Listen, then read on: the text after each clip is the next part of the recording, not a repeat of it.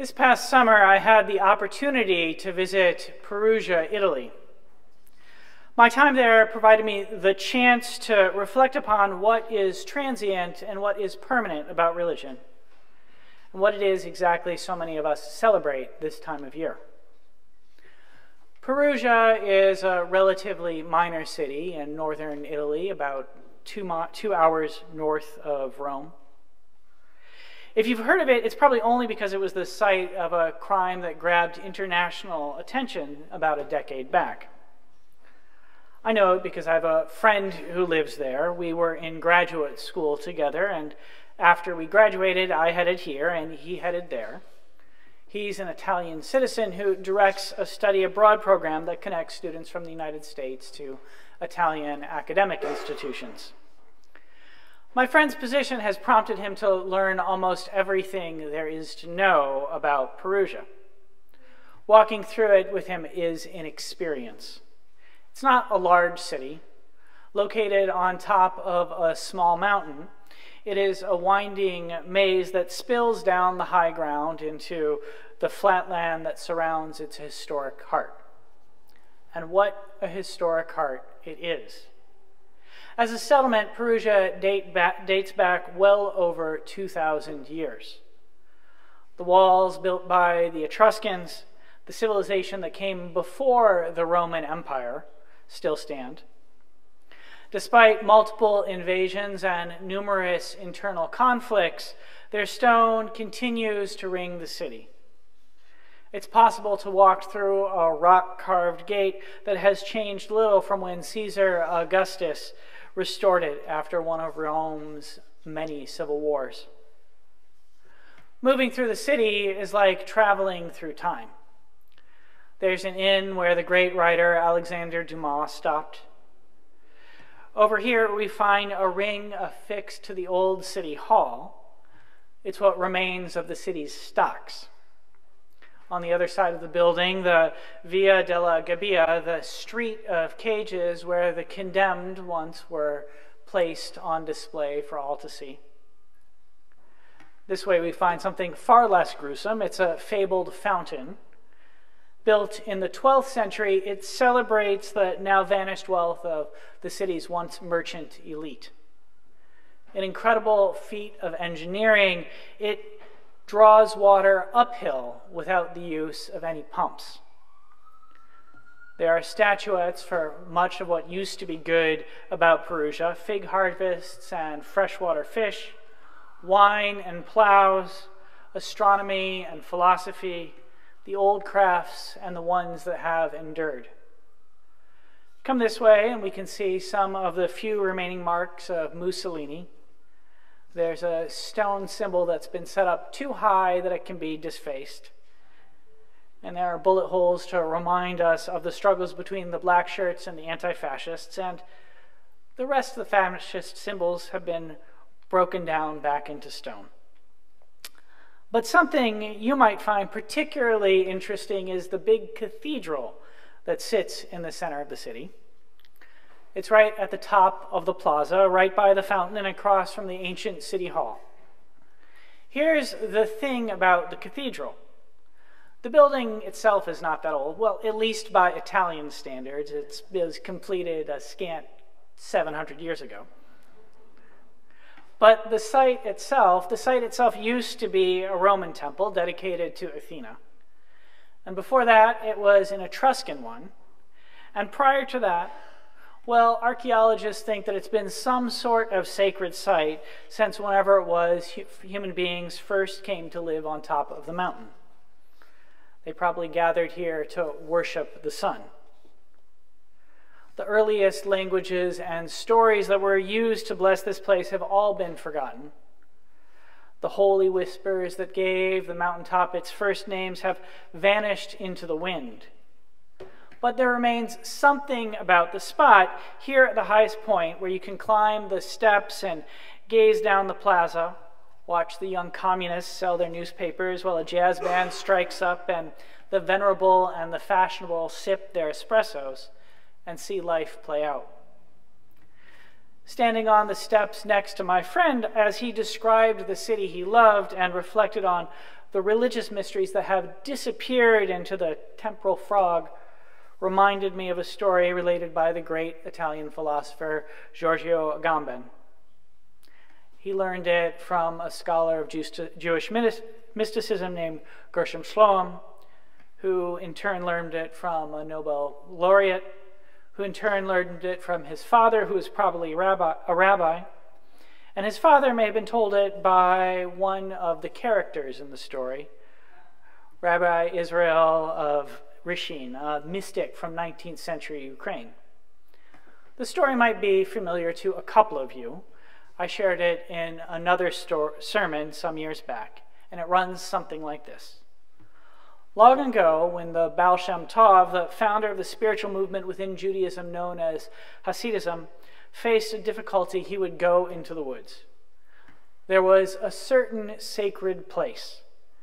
When he reached it, he would light a fire and pray.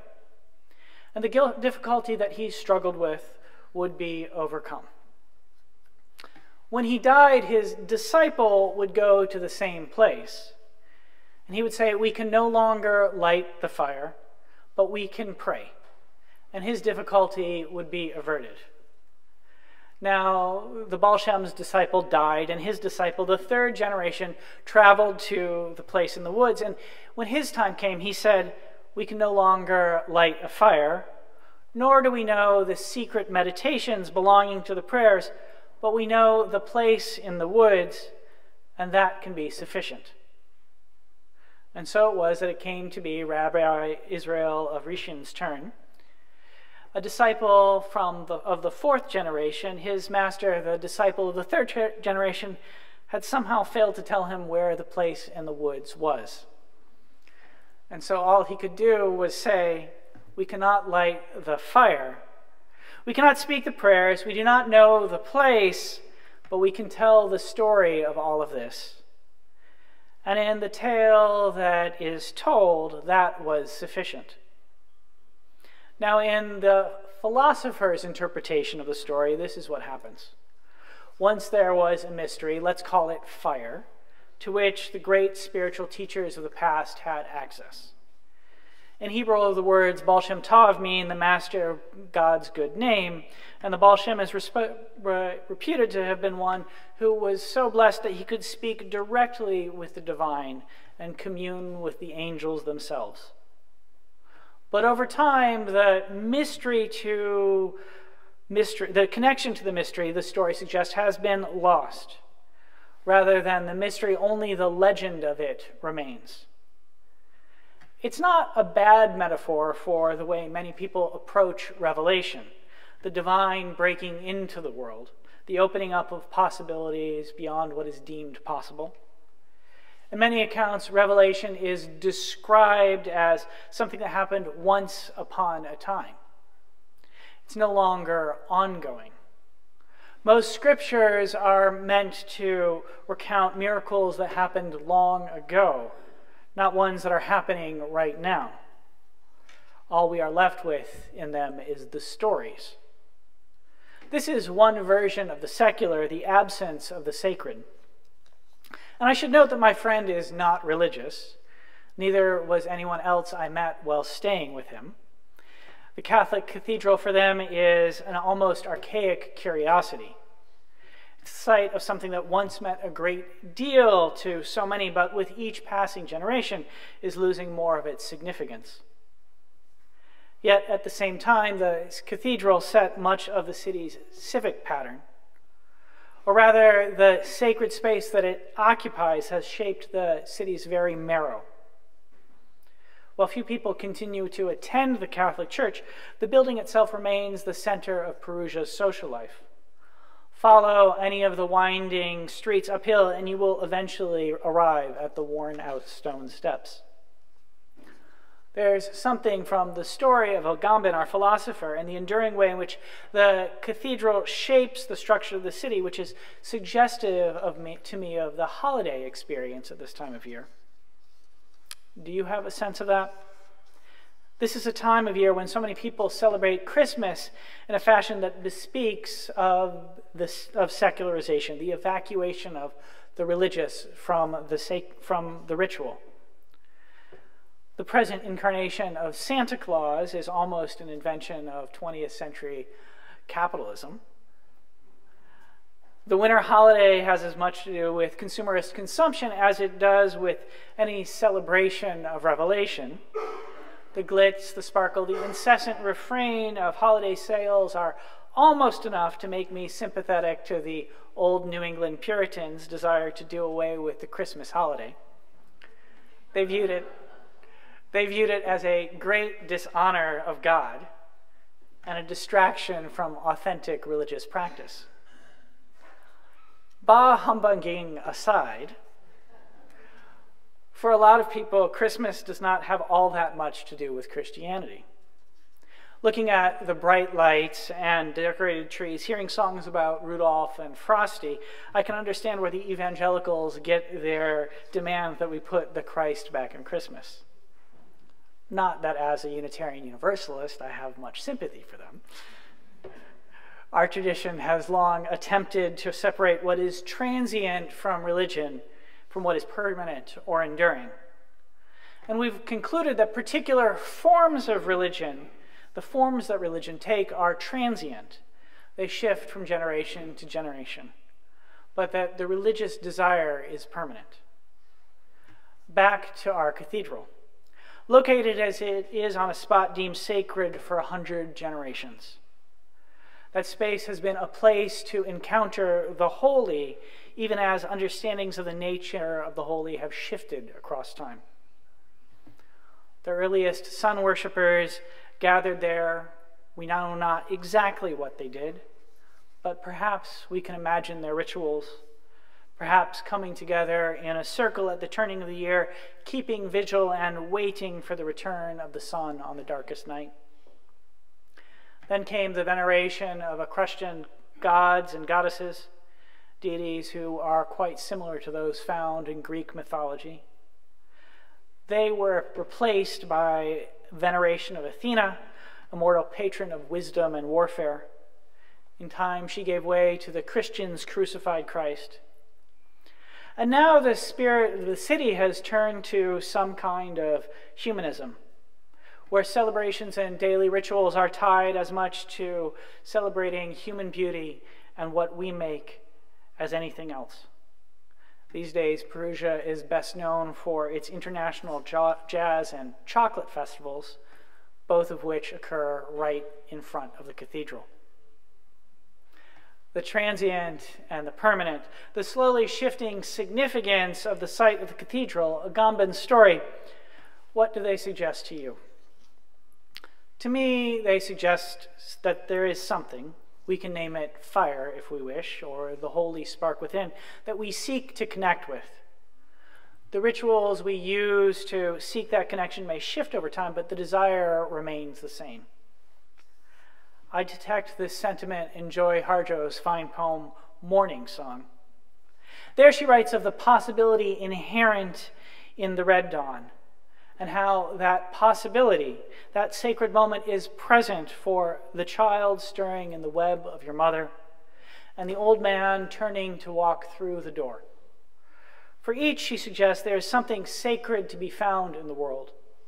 For each, she implies, that something will be slightly different. Each sunrise a link in the ladder, not quite a repetition of what came before. Rabbi Israel of Ishin could only tell stories of the fire. The story was sufficient for him. But I suspect we focus on the stories of fire. When we focus exclusively on the stories of the fire, we get caught into old patterns. It's one of the geniuses of Unitarian Universalism that we are not locked into only the old stories. We do not just have to tell the stories of someone else's fire. As I reminded you last week, in our tradition, we teach that revelation is not sealed. The fire is something that we each can kindle. The stories of others can offer us a guide, but we have the capacity to light a new flame. We do so every week when we spark our chalice. And we do so when we gather to imagine how religion and the world might both be different. In their recent book, The Dawn of Everything, David Graeber and David Wengrow repeatedly encourage their readers to probe what is, in essence, an essential Unitarian Universalist teaching. We are projects of self-creation. The Equestrian Mount, Athena's temple, the cathedral, Agamben's story, and this sermon are each things that have been brought into being, each reflections of the rituals of worship of a particular generation. There's nothing about them that is fixed. We Unitarian Universalists are changing our liturgies of worship all the time. The words spoken in this sanctuary today are not the same kind of words that would have been spoken here 2 or 3 generations ago. The service we hold in 10 days' time for the winter solstice is a different kind of ritual than the one observed by the founders of this congregation. And yet there is something in common with all of them. Call it a desire for experience of the divine, call it the search for community, call it a quest for spirituality, a connection to something greater than ourselves, the creation of a shared story. Whatever you want to name that mystery, it persists. With their book, David Graeber and David Wengrow try to prompt people to be more open to the vast set of different ways that human beings have used to organize our societies over time. They hope to get us to recognize that both things have not always been the way they are now, and that we can imagine new possibilities for the future. The civic building that sits across from Perugia's cathedral is as good a reminder of this as the sacred mount itself.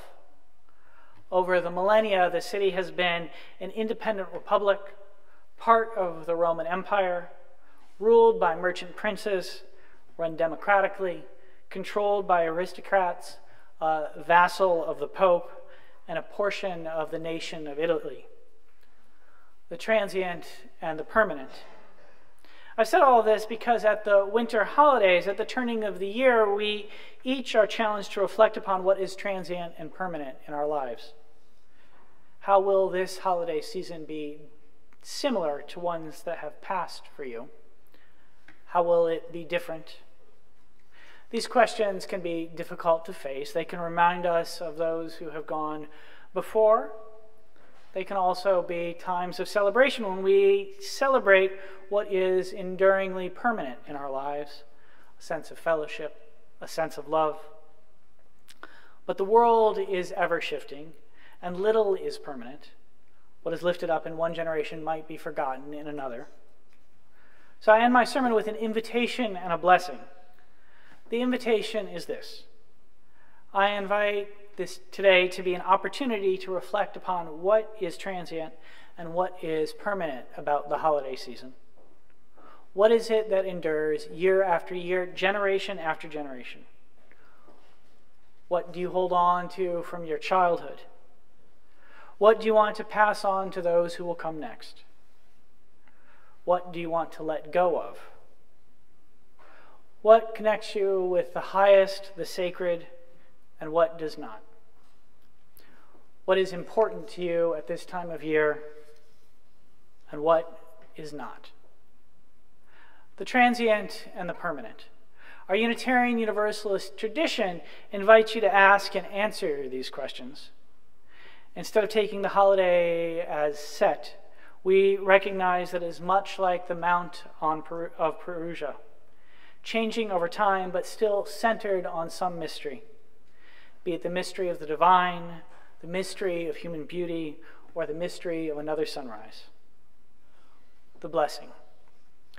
O Spirit of life, known by many names, may we each, in our own way, find something Thank you of the so much holy, for watching our something of the permanent this holiday season and in each of the days of our lives. That it may be so, I invite the congregation to say Amen. Amen.